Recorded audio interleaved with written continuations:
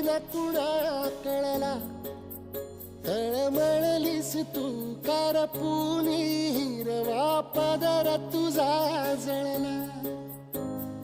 छळ केला पिढी जात तुझा ग उखडून वनराई.